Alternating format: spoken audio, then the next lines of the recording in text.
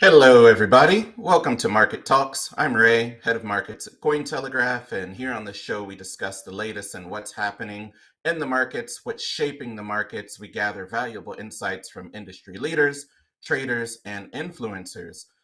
Today's show is presented by our sponsor, Web3 Antivirus, a security solution that helps protect users from online threats and scams on and in the decentralized web. And our guest today is Justin Kramer, the CEO of Badgerland Home Crypto Mining, a US-based company that specializes in ASIC miners, the computers that are used to generate cryptocurrency. And he also provides consultation to home-based operations and larger startups who are looking to set up cryptocurrency mining farms.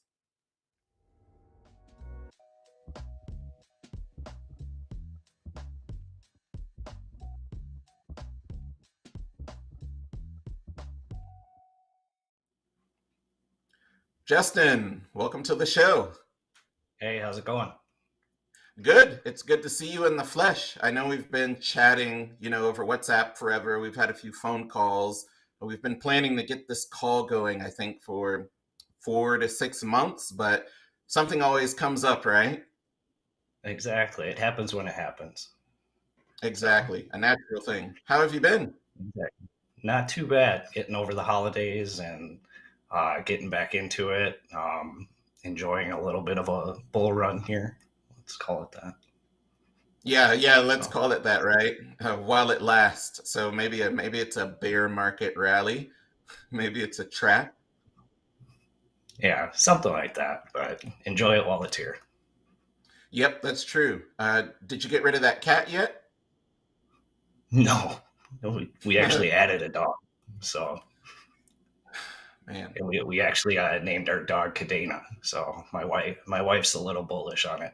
So Okay, yeah, that's funny. Kadena's still like trading near all-time lows, so you can only look forward, right?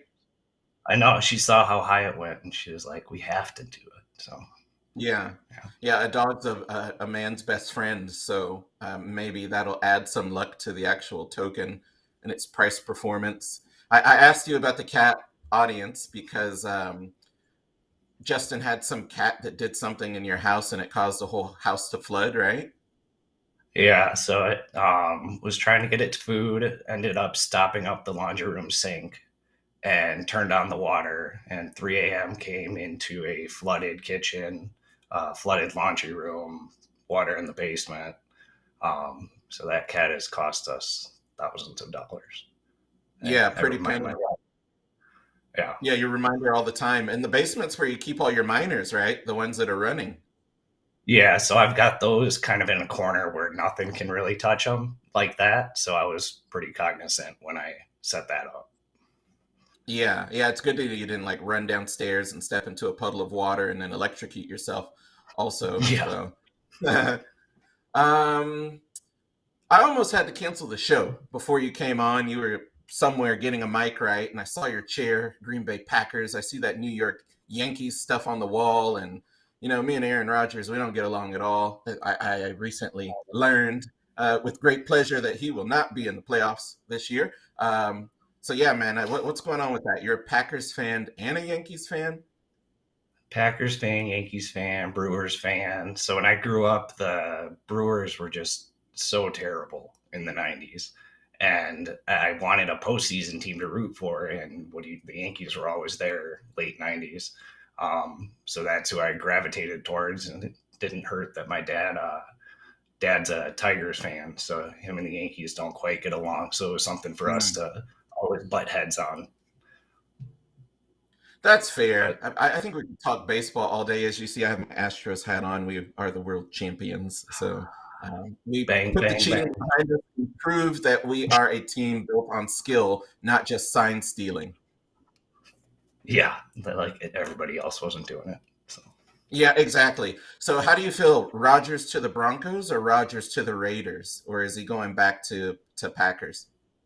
I think he has to go back to the Packers just because of the dead cap hit. But I'd be okay if he left. I wanted him to leave last year. I think I was one of the only ones. Wanted to Hmm. keep Devontae, keep Rogers, get the picks, and yeah. Yeah, the way he projects, what he says in those press conferences, it just does more harm than good in terms of like giving the team confidence and the organization confidence that he'll be back that next year.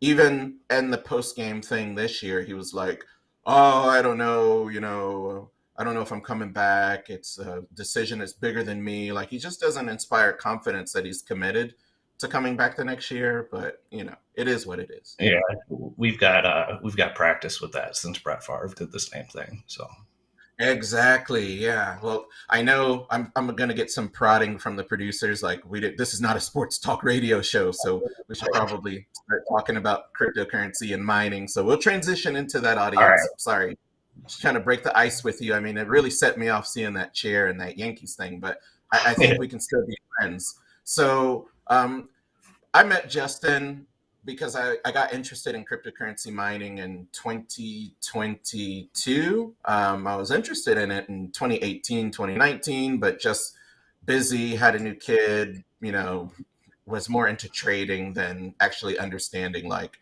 what mining is, how it works, and that it's also an investment opportunity.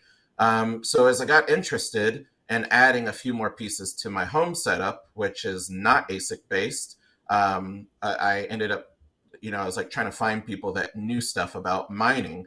And as a journalist, we also need insights on how does this sector work. And historically, miners have been really elusive. They're very opaque. They don't want to give you like useful data or share with you their recipe for free. And that's how I connected with Justin, just to talk about some of the basics, the fundamentals, to understand like how does the sector work, what is hash rate, what are all the metrics that underpin the fundamentals of the Bitcoin mining industry, right? And things have changed now. Like as a lot of hash rate moved out of China, out of Eastern Europe into America because of Bitcoin mining bans, and like this is capitalism. These are regulated markets. The rule, we have order because of the rule of law, right? Or at least we like to believe that. So it's a good place to do business, right? So we've got all these big mining companies here now. They're listed on the New York Stock Exchange, a few of them. They're a little bit more transparent about what they do. And they were like really aggressive in their growth in this last year. And part of that aggressive growth means that they need to also like leak out data about their revenues, their operational cost, their capital cost, all that sort of stuff. So it's becoming a more transparent space, right? But Justin, tell me, like, what was your initial foray into crypto? How did you get started in cryptocurrency, and when and how did you gravitate toward mining?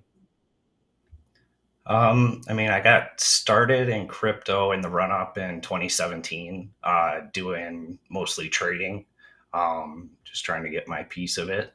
Um, and just kind of gravitated towards technical analysis. So I'm a math major. So I have that background. So the technical analysis was right up my alley there.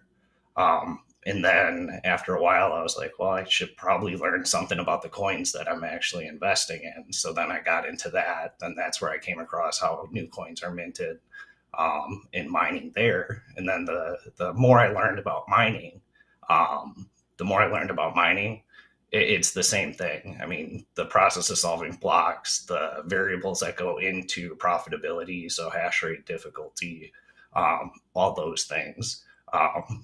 Just really appealed to me. And then you get to tinker with the hardware too. So it's a win-win for me. Yeah. So, as an investor, do you think that bridging into mining is also a way of diversifying? Because as a trader, everyone's just putting their capital into trading. The volatility is really high. There's really not a safe way to hedge unless you're using options contracts or perpetual futures contracts, and most traders are actually getting wrecked off that, not like being super profitable. Somehow the market always, you give back your gains to the market if you're trading futures, and you're not like super skilled with it, right? So Yeah. do you view your kind of like expansion into mining as a way of diversifying? Um, at the time, I just looked at it as a way of printing money. Now I definitely look at it as a way to diversify in crypto. Kind of, so I pay my electric cost out of pocket and then just hold on to the coin. So with that, I kind of look at it as DCAing into crypto with the different coins that I mine. So it's definitely a way to diversify the way you invest in crypto. And then for me, what I always tell people, especially buying hardware now in a bear market, is you have the asset as well of the miner that you can always try to resell during the next bull market. Like we saw hardware prices were ridiculous during the last one. And I don't see why the next one will be any different. Right. So what do you do? What's your day to day like? What's your expertise? What's Badgerland Crypto Mining do? So, Badgerland Home Crypto Mining, we are a hardware retailer. When I first got into the industry, finding hardware and equipment is incredibly difficult and annoying. There are tons of scams that you have to deal with. If you deal with like eBay sellers, you'll get people that don't know how to package it. I had two miners that I bought from eBay that arrived damaged.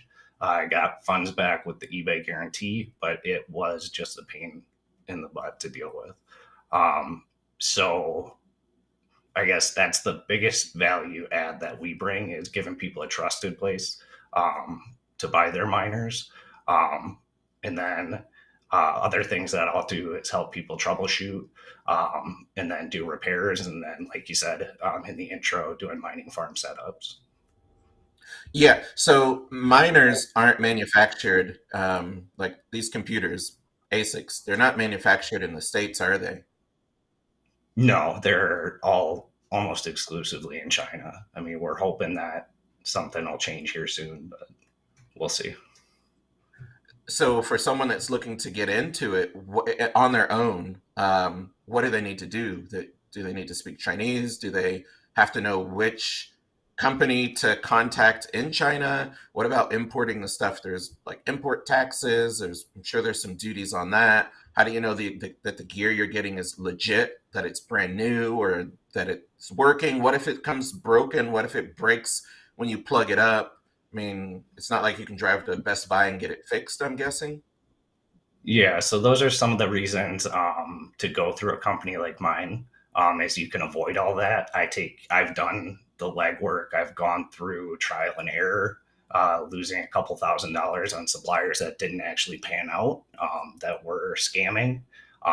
So just me spending hours and hours establishing relationships with people in China is really what got me going in my company, is realizing that other people don't have these contacts and I can help them out with something that I was doing for myself anyway.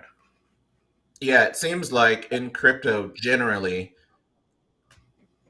things are based on trust, right? Either risk, degeneracy, or some level of trust, right? Like you're trusting that Yeah. this project that's going to ICO or IDO or launch and listing a token on a major exchange, you're trusting that they're going to deliver on their roadmap, right? When it comes to dealing with these proof of work protocols like Bitcoin and others. I know it's decentralized, there's no CEO or anything, but you're kind of trusting that Bitmain or that Canaan or MicroBT or whatever, that they are building equipment that works and that the software for it is going to work and that it's bug free and that it's going to continue to be updated. And then when it comes to dealing with brokers, you're trusting that when you send them your money, they're actually going to send you the product, right? Like it's all built on trust, which is a huge risk in general, right? But it seems like Yep. every corner of cryptocurrency, the sector is built on trust, right? Yeah, it really is. And that's a big reason I think people stay out of crypto, is because of that trust factor. And there's a lot of shady people out there. We all know that. So I think that's a big barrier to entry to people. We need regulation, some would say, but others are against it, I know. So, as a home based outlet and as a person who mines from home, What are some of the major challenges that you've encountered and how do you overcome them? So the biggest challenge I encountered initially was the price I paid for the miners. So because I was weary of being scammed, I went through like Amazon and paid a big premium there for the miners that I bought. Um, Big mistake. The lower you get the miner for, the quicker you can ROI on that miner. Mm. It's obvious, but some people just want to get going. So you really got to focus on getting the right miner for the right price. Um, the next big thing is the electrical setup. So making sure that your house can handle, if you're getting one of the industrial miners that runs on a 220 volt, make sure that your house can handle it. Um, Getting that set up, make sure, I recommend getting an electrician. Um, just makes things a lot cleaner. Then the last two things that you'll have to deal with, and everybody in your house will have to deal with, is the noise. And then the last thing is heat. So noise, to me at this point, it's just like white noise. I don't really hear it anymore. Nobody in my family hears it. People will come over and they'll hear it and ask what that is, but I mean, we get used to it. The heat, the heat was kind of fun to play with. So in the winter, we heat our house with it. So we actually haven't turned our furnace on in 3 years. Wow. So we've just been meeting with Bitcoin miners. In the summer, it's a pain having to vent everything outside, but I got a little bored during COVID and had some time. So I ended up running some of the heat from the miners underneath our bathroom floor. So we had heated tile for a winter, which was fun. Yeah, that's nice. The Romans did that also. Would like heat their floors and the floors of their villas with like geothermal heat and Yeah. furnaces somewhere that were piping heat through lead pipes and into people's homes. So I tip my hat to you on that. What do you mean by noise? Like It, vacuum it's noise, washing machine noise? um it's loud. It's 75, 80 decibels. It's like having a lawnmower in your basement. Hmm. 24/7, 365? Yeah. So, I mean, there are some things you can do to deal with it. You can soundproof the room that the miners are in. There are some soundproof boxes that you can buy um, that help dampen that noise so you don't hear it as much. Um, but you're going to hear something. Right. So when people call you, because everything looks easier than it actually is. Like if you want to make a brisket, it looks really easy, but it takes a lot of time. There's a lot of pre-prep that goes into smoking a piece of meat, and that includes like brining it, seasoning it, bringing the meat up to room temp, then getting your smoker going, unless you've got like an electric smoker or like a Traeger pellet grill. If you're using wood or charcoal, you got to bring the smoker up to temperature, which means first it's going to go to like 400 or 500 and then come down to 250. That takes time. Got to put the meat on, got to probe it and keep temperature, got to keep stoking that fire. Like brisket, there's a Man, reason why barbecue. I'm coming to your house. Yeah, hey, man, I love to smoke meat, but there's a reason why brisket's expensive, even though it looks easy. And I feel like with mining, these companies and like these miners are just like, buy it, plug it in. It doesn't use a lot of your internet. Put it somewhere where it's, where you not going to hear it, like in your garage or something, and you're good to go. You're printing money. Welcome to, the new way of enriching yourself, right? In a decentralized manner. But straight up, when you talk to people who are interested in getting into mining, what are the five major things that they need to realize from day one? Or even like three major things? What are the like major things that they're not aware of that they need to be aware of before they get started? If they're going to do this right, if they're going to do it successfully, what are the like essential things they need to know? So right now, the first thing I tell people is like the bull market might not come back in 2023. Like, because I think a lot of sometimes people that'll call me think the bull market's coming back 2023, so they want to get a miner right now as soon as possible. so that they can start stacking coin. And they've done their ROI with the bull market coming back in 2023, and it's looking at a year and a half. And I'm like, I mean, it might be another 18, 24 months. I mean, we really don't know. So don't don't depend on this for income. I mean, you're going to get something, but be realistic about what could happen. And then the other things are making sure that they have the electricity capacity, and then the noise and the heat. I mean, those are the biggest things that I tell people. My wife hates it because it sounds sometimes like I'm trying to sell people on not buying a miner, but the last thing I want is someone to have buyer's remorse on a purchase like this. Mm. When you say electric capacity, are you talking about cost, or are you talking about like, can your home run it? It's just a computer. You just plug it in and go, right? So what do you mean by capacity? So I was talking about the actual electrical capacity of their house. So whether or not they could handle another 220-volt outlet. Some houses can't. Their breakers tapped out, so they'd have to upgrade it or make some changes. So that's what I was referring to. But I guess what you said is also true. You have to make sure that you have your plan on how you're going to pay the electric cost. I mean, you're looking at, depending on your electric rate, 175 to $300 a month Really? for a single miner, sometimes depending on what it is. Mm. So you pay 1,500 to 5,000 for the computer or for the miner, and then it costs basically 175 to 300 per month to run it. Ballpark, but yeah. Are they profitable? If I start Bitcoin mining right now in my house at 12 cents per kilowatt, each day, am I making money or am I losing money? So there is one miner, the S19 XP, that will make you money right now, Bitcoin mining. Everything else is not profitable at the moment. Hmm. Just really like off the top of the head, rough estimate.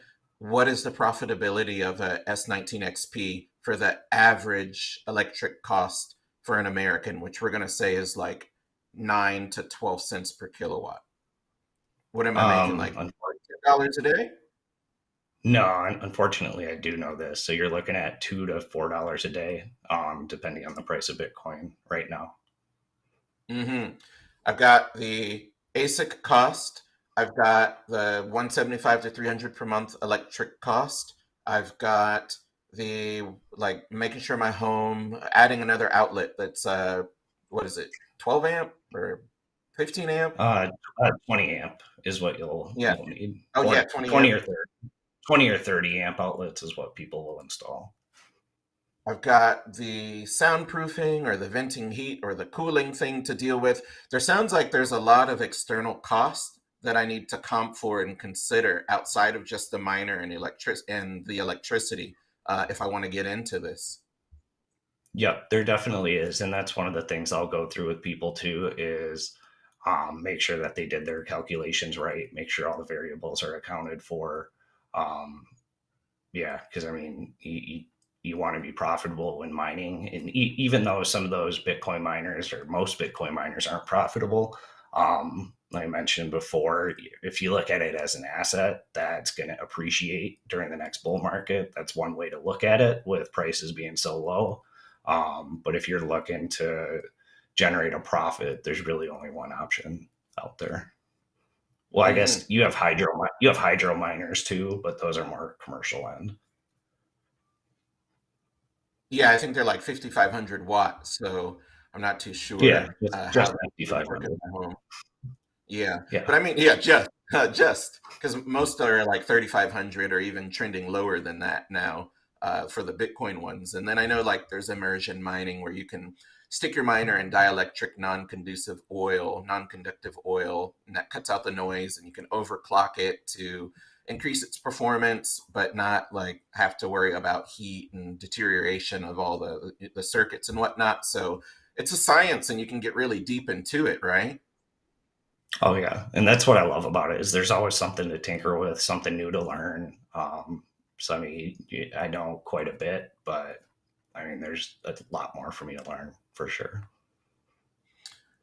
So for smaller size at-home outlets, mining hasn't been profitable, generally because of electricity costs or the fact that people were paying 10, 15, $20,000 for these ASIC miners during the peak bull market because we thought Bitcoin price would only go up. So the ROI on that is quite high right now, or long. It's going to take forever to pay those things off, given what's happening with Bitcoin price. And Bitcoin price has been in this continuous sharp downtrend. So, in your opinion, what should investors do? Should they take a risk and just ape with conviction that prices are eventually going to be way higher one day than they are now, and just go ahead and get into mining? Figure it out.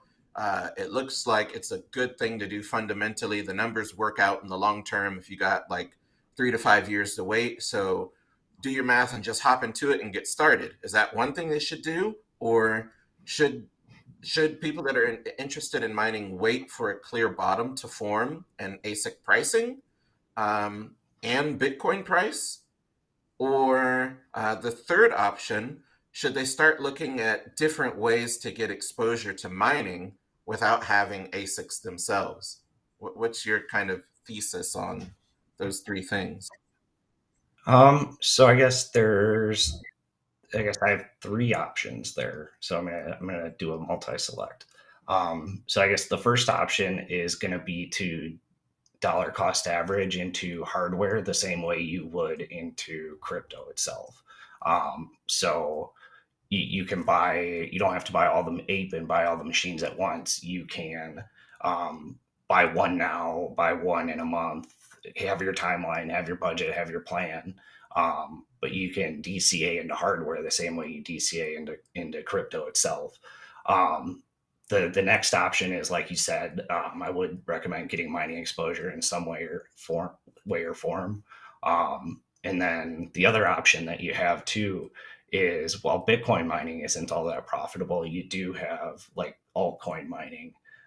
So whether it be CKB, Kadena, Litecoin, Dogecoin, there are other things out there that are profitable to mine. Yeah, I want to explore that more in just a minute, but we're going to take a brief moment to put a light on our sponsor, and we've got a quick video from today's sponsor.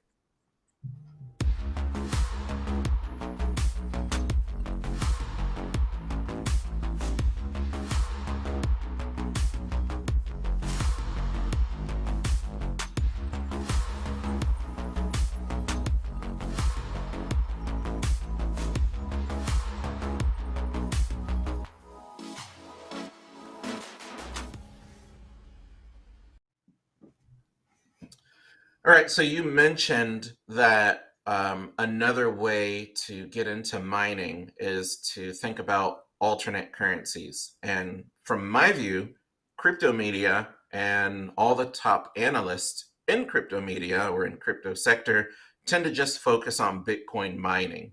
Bitcoin's the largest market cap asset. What it does, what Bitcoin price is, basically sets the tone for what the rest of the market does. Sometimes you get a little asymmetrical price action from Ethereum or some other assets, but it's really Bitcoin that's the big boy in the room that's setting the direction that the market goes in. Thus, Bitcoin mining is also, I guess, equally as important. So, talk to me about some of the strategies and setups for stacking Bitcoin but not mining it. You know what I mean? Like, is there a way that I can accumulate Bitcoin without mining Bitcoin? And I know that in the past you've talked about like mining Dogecoin and Litecoin, and that there's some miners that can mine more than one altcoin at once, and that you have some strategies for how to build multiple positions and different assets using those miners. So I'm just going to give you the mic and let you explain that to us. Yeah, so the Litecoin Dogecoin, I think that's the main one that does merge mining. Most of the other assets are going to be just mining a single coin. But there are different options that you can do to mine Bitcoin without mining Bitcoin. So you can, work with what's called like a co-hosting facility. So what you do is you either buy the miner yourself or you buy it from them, and then you have them host it for you at their electric rate, which is often lower than a residential electric rate. So you're looking anywhere from 7 to 9 cents, most likely, a kilowatt hour for those. And that's all in. So that's the price that you pay each month to have them host the miner, and then you get the coin. So you're still mining Bitcoin, but you're not having to deal with the home issues that you could run into.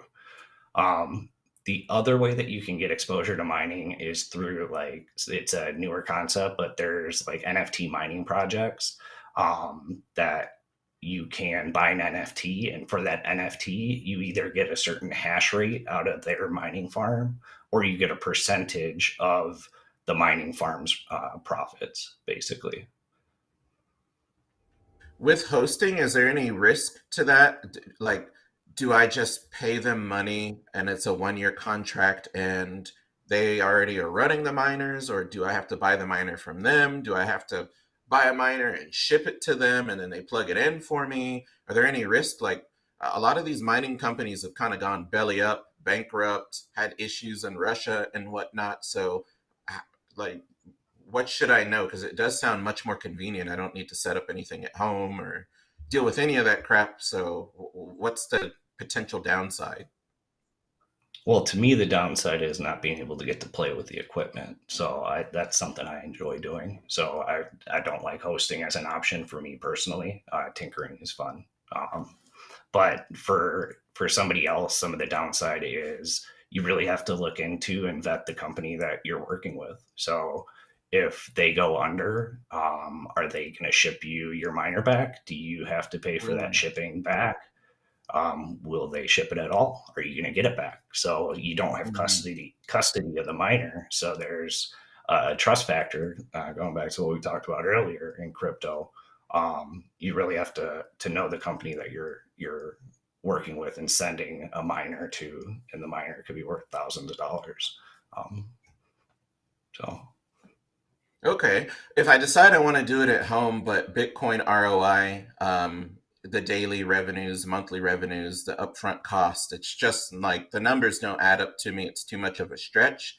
But I really do want to stack more Bitcoin, maybe virgin Bitcoin that's never touched a centralized exchange. Like, I want fresh, newly minted Bitcoin direct from the source, right?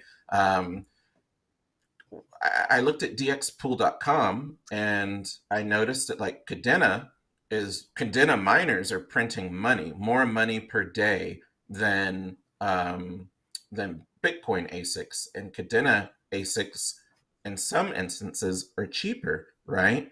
And some of them run on like less wattage, which means my electricity bill is going to be lower.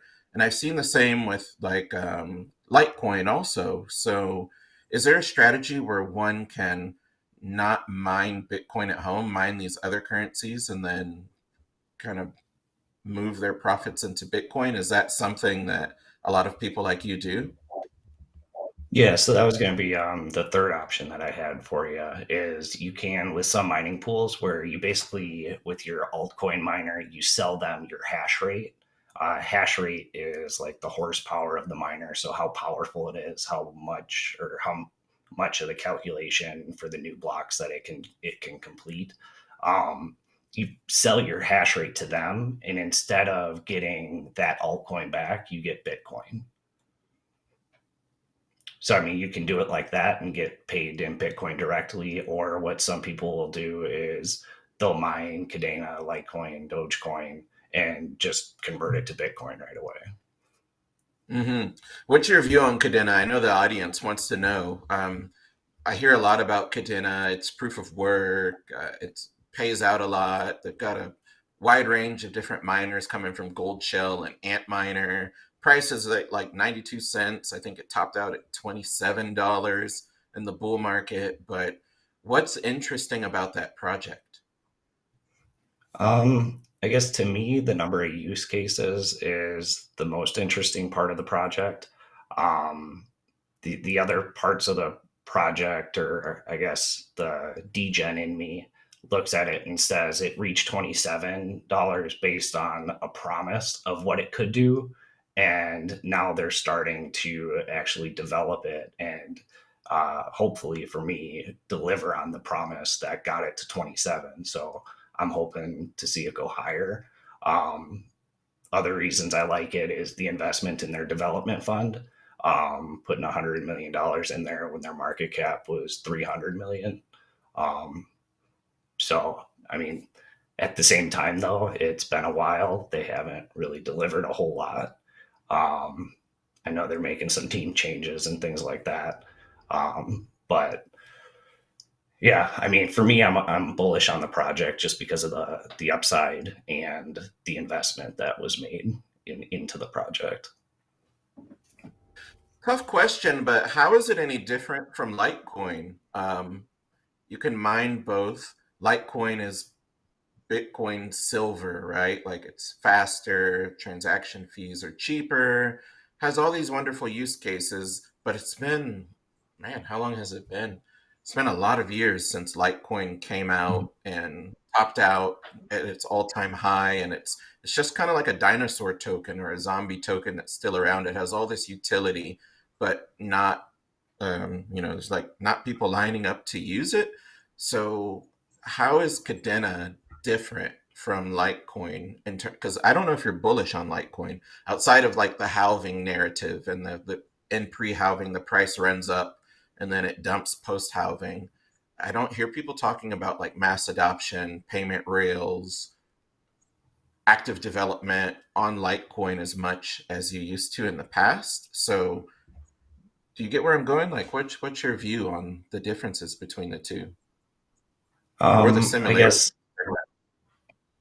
guess to aside from the halving, I'm not too bullish on it for a lot of the reasons you said, just the lack of development and things like that on it. I mean, people say that Bitcoin's digital gold, Litecoin's digital silver. I think that digital silver thing is a little weaker now because of that. But as far as Kadena, like the biggest thing, like right off the top, is the number of transactions per second that can be completed is much higher, and then just the ecosystem in general that they're building. That there's more that can be done on that contract than with Litecoin. Right. I get what you're saying. And hopefully in the next bull cycle, if they're building now, hopefully they'll develop some DEX, like decentralized exchange and decentralized finance and other types of dApps that have market demand and utility and that they're cross-chain. Hopefully they'll, fit into all of whatever the trends of new development are in the next cycle.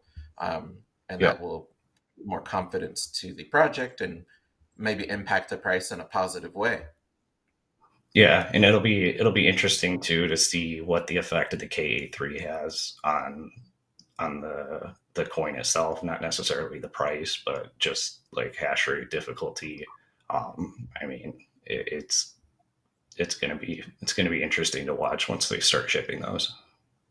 Yeah, I agree. That's going to be interesting. It's like a David and Goliath type thing now, and the Ka3 is Goliath, and all the gold shell Yeah, miners are David. So we will see what happens. Probably not the same outcome as David, though. I don't think that gold shell products are going to slay that Ka3. no, I mean I think Gold Shell's best bet is to somehow come out with some home miners that can be somewhat competitive with the new ones that Bitmain's putting out. Yeah, and rogue all the users of the previous ones. But we'll see. Yeah, we'll Yeah, see. So I want to go back to something you mentioned about NFT mining for cryptocurrency. To me, that sounds like cloud mining. And I heard about cloud mining 3 years ago. There's even some company in the UK that IPO'd on offering cloud mining services. And as a long-term crypto person, I've been in the game for a minute, and I think a lot of other people that have been in crypto for a while, you have a big sense of like being skeptical, and we're skeptical of anything that's new. Anything that's new in crypto is basically a scam until proven otherwise. And of course, that's like putting blinders on. So then you miss out on a lot of opportunities sometimes when you just write everything that's new that you've never heard of off as being a scam. But then if it is a scam, in retrospect, in hindsight, you can go back to all your friends and tell them, see, it was a scam, it was a Ponzi. Anything that's not Bitcoin is a scam, basically. That's working for this year, and last year, that's working for a lot of those people that are like anti-DeFi, anti-NFT, anti-proof of stake networks, so on and so forth. So what is NFT mining? What is cloud mining? I know you have some expertise in that, and even are building like a cloud mining company. So talk to us about that. Yeah, so I guess the company I'm building is more like fractionalized mining farm. So everybody puts in a little bit of money, and you own a fraction of the mining farm essentially. Um, so that's one concept. The other concept is the NFT model, where like you pay $300-400 for the NFT, and you get 3 terahash of hashing power for Kadena or Bitcoin, whatever that project is mining, or you get 0.5% of the mining rewards that mining farm generates. So what they're basically doing is selling NFTs to raise capital to buy miners, build infrastructure, that kind of thing. Hmm. Cloud mining is a little bit different. So you're buying hash rate from a company that already has the miner up and running, or able to become up and running. So there are some benefits to that. You have a lower cost to entry. You don't have to deal with paying the upfront cost for a miner. Um, and then with those contracts too, you don't have a long-term commitment. So a lot of times those will be like a month or 3, 6, 12-month contracts. And then you're done versus buying a $5,000 miner and it's yours.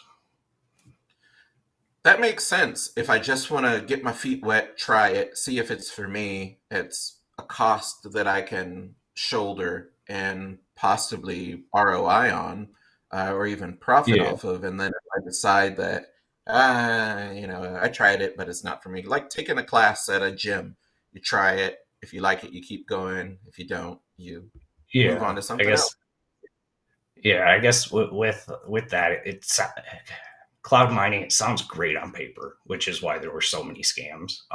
So I mean, you say cloud mining, and you don't even have to get mining out, and people start saying scam. I mean, Hmm. it's just how it was. Um, but I mean, on paper, it's a great concept. There are downsides, definitely, aside from the scam. So it is expensive, more expensive to do and operate. So, like with co hosting, you just pay the electric cost. With this, you're paying the electric cost and then some. So, you have that added cost. And then you're also locked into your contract. So, if you're mining something and then all of a sudden during your contract, that coin becomes unprofitable to mine, you still pay your fee or whatever every single month, regardless. Mm-hmm. I know we talked about the NFT mining a lot in the past because what's attractive about that is with profitability, with startup costs being so high, it's hard for projects, protocols, mining farms, mining companies to like attract sticky customers, right? As you discussed earlier. So this just gives another avenue for like making a custom designed project for for a market that has a variety of different customers. I feel like right now there's only two types of customers in crypto mining: industrial and at home. And the at home guys are like rugged individuals. They're nerdy. They do all the research up front. They're super Easy, literate. easy. Sorry. I say easy. I'm not that nerdy.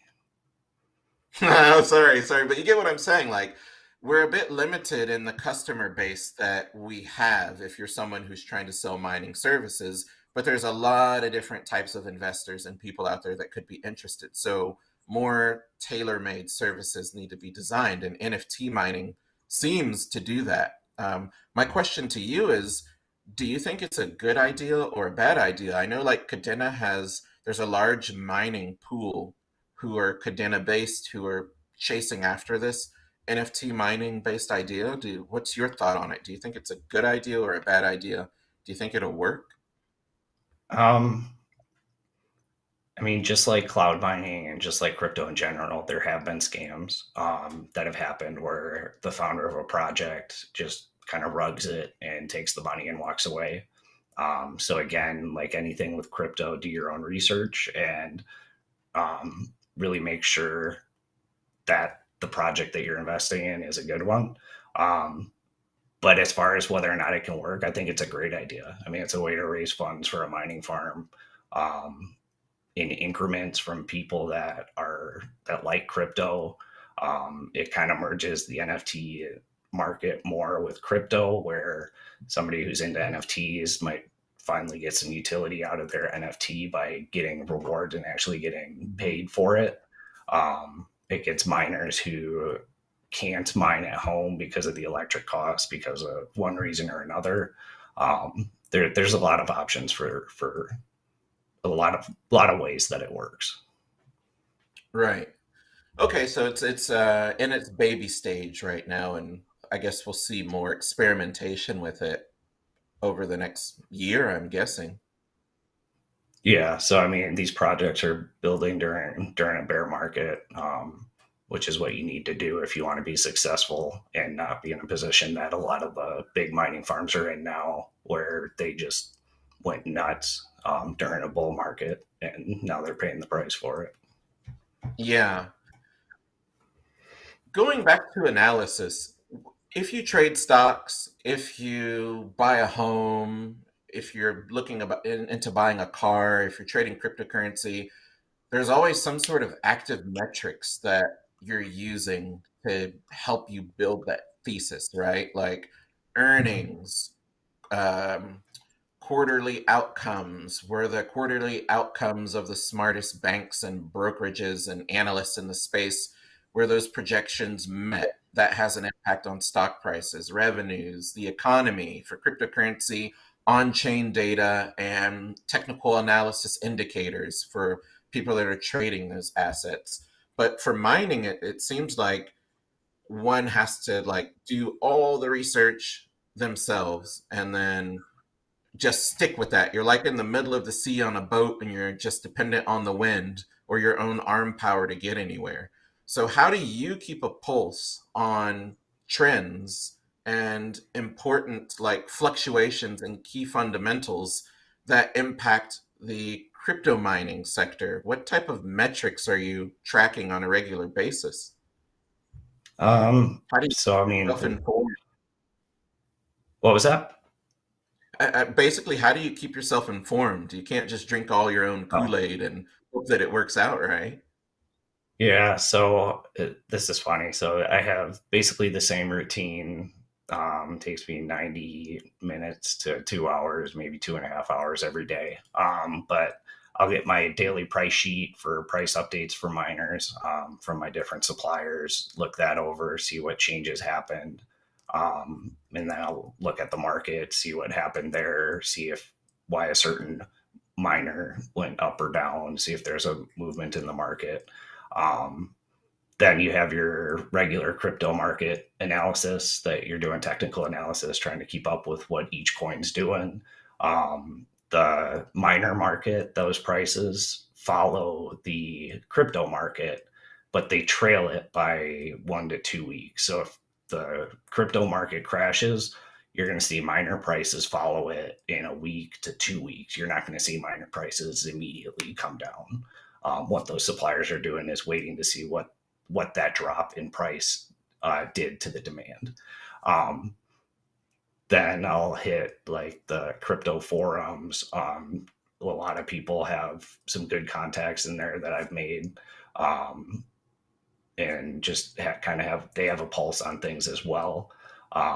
So it's just a lot of networking too in the morning, um, and then I frequent Cointelegraph, just trying to keep up with the crypto market in general. So I have that page basically pulled up and just kind of read articles as they come in. Um, Hash rate difficulty of different coins. And then like for right now, when I'm monitoring like which pools are mining certain coins. So I'm looking at like right, especially Ant Pool right now for the KA3 to see if that Kadena hash rate drops. Because as soon as that Kadena hash rate drops, that means hopefully they're shipping the KA3s. So we've gotten a couple false false flags where it dropped, but then they came back online. But so those are a lot of the things I look at each day, and then I Yeah, it's a bet lot you of as moving well. pieces.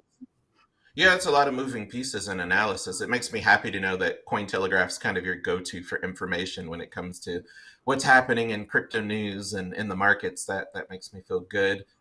One thing I picked up on that you said is, correct me if I'm wrong, when you buy a miner, it's not like I used to do autocross, which is car racing, and the Subaru WRX changed everything, and the Porsche Boxster changed everything also.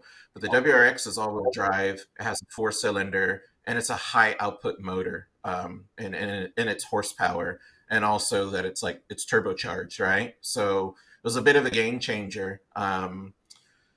And every car now, if you go buy a sports car, like they all have 400 horsepower, right? Whereas like in the 90s and the early 2000s, just having 200 was good out of a four cylinder, and getting 250 was great. Getting 300 wheel was like something to brag about. And even V8s that were pushing out 500 was like, oh man, 500 horsepower, incredible, right? It's like a big deal. Now it's not a big deal at all. So cars become obsolete in terms of competitiveness because technology is always improving. Does that dynamic apply to cryptocurrency mining also? Yeah, definitely.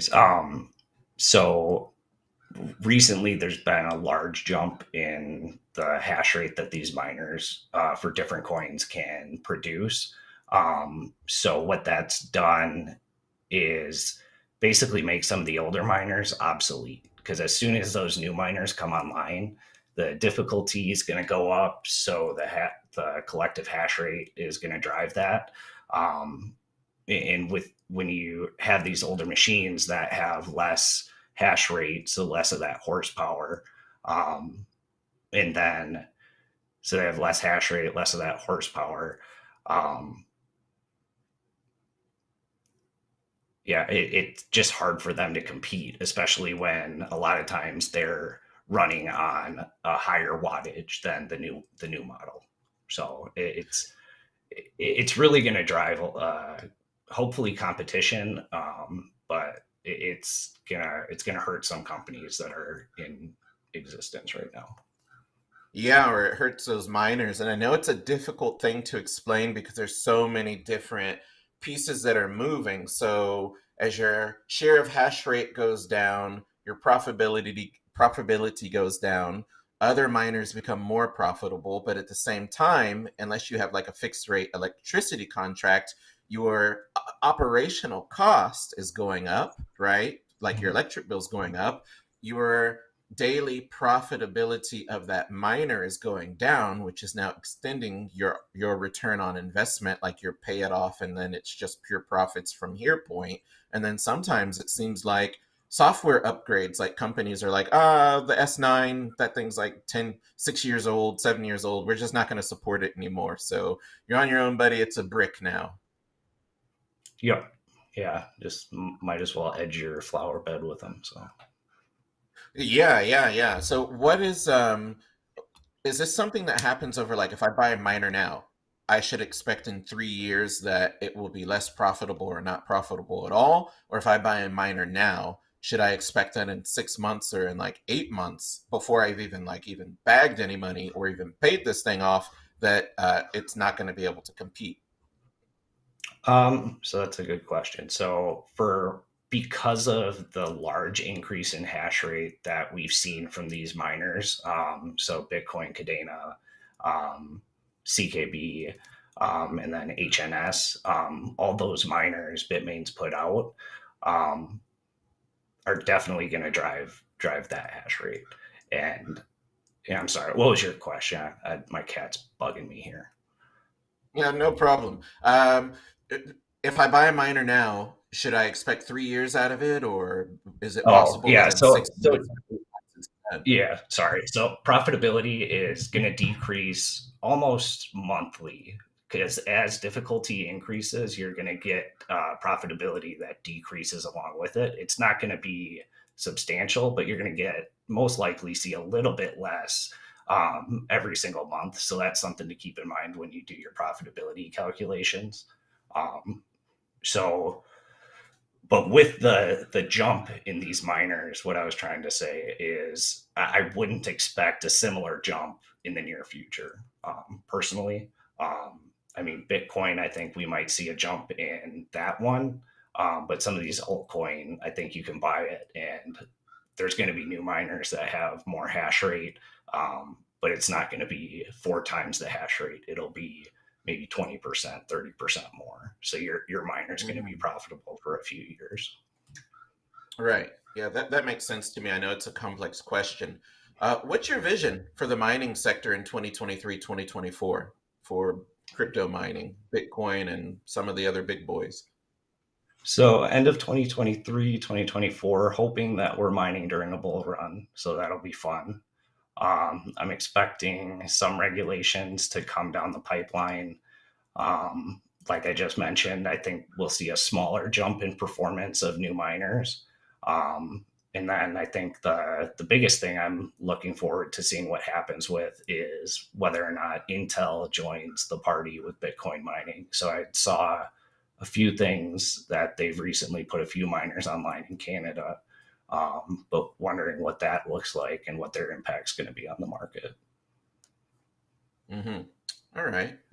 That's good that you have a positive kind of viewpoint going forward. I know there's a lot of different factors that impact, what mining is going to look like going forward, like regulations, and those are all state by state type of things, the cost of electricity, innovation and ASIC mining, the status of these big companies that are listed like Riot, Marathon, Hive, so on and so forth. So I know there's a lot of moving parts and pieces that impact that.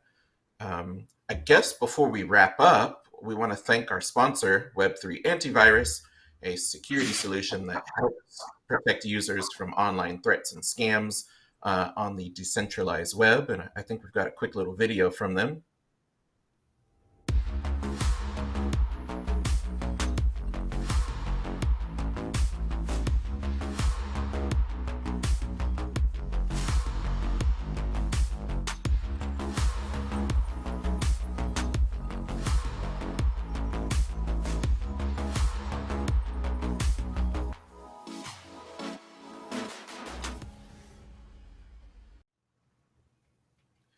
All right, so that pretty much wraps it up. I think the big takeaway that I'm getting from you, Justin, is do your research. Do like 4 months worth of research before you press pay or buy on a miner. Talk to someone who has skin in the game and understands this, that understands the industry. I heard you say you tell people sometimes to not buy miners, and that takes away a sale from you, but you're just doing what's in their best interest, right? Because it's the right thing to do. So there's a lot of research needed going into this. You need to talk to someone who has experience with it. And I guess you need to have a strong thesis for why are you mining and when do you expect to be profitable? And of course, like, don't spend more than you can afford to lose, right? Is there anything Mhm. else you want to tell the world before we jump off? I mean, ask questions. Miners and crypto people like talking about mining and crypto. So you're not going to bother somebody at all. I love talking about it. So, I concur. If you ask a question, it's dangerous. You're going to get stuck in like a 45-minute conversation. We're going to grab your contact and like chase after you to make sure you're properly educated. We're worse than debt collectors when it comes to like evangelizing. We're worse than Jehovah's Witnesses and like door-to-door salesmen. So I don't know how many friends and relationships I've screwed up by talking too much about Bitcoin and cryptocurrency. So that advice that you said, like, that's solid. Ask questions and prepare to be bombarded, right? yeah, for sure.